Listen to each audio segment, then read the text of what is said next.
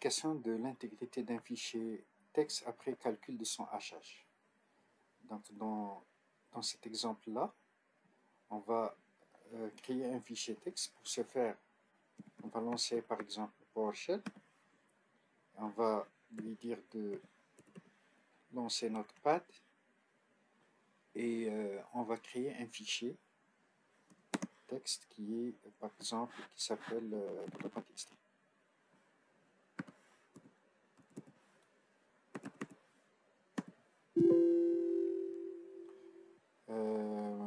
Je vais le créer, donc je vais mettre ici le mot bonjour et je vais l'enregistrer. Donc si je veux calculer le hash de ce fichier, bien sûr si je fais dir ou bien ls, je vais le trouver ici. Donc, je vais écrire ici get file hash.txt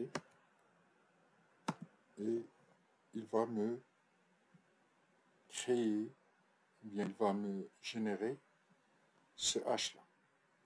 Donc maintenant, voyons si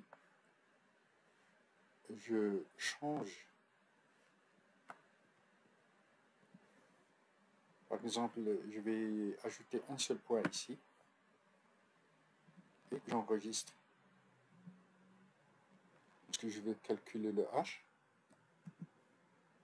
je vais trouver un autre hash qui est tout à fait différent de celui-là. Donc il ne va pas seulement changer quelques caractères, mais tout le reste. Si maintenant je reviens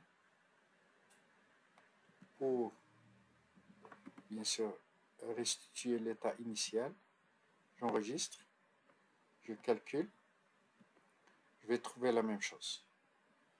Donc le hash permet de vérifier l'intégrité d'un fichier ou bien d'un message. Bien sûr, après, avant le changement, bien sûr, vous pouvez utiliser, ça c'est l'algorithme de hachage SHA-256, vous pouvez utiliser n'importe quel algorithme de hachage. On pourrait par exemple chercher la valeur du hachage au lieu par exemple d'avoir ça. On peut, ça c'est par défaut le SHA-256.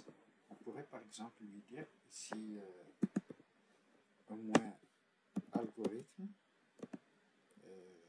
SHA-1. Donc, ou bien MT5.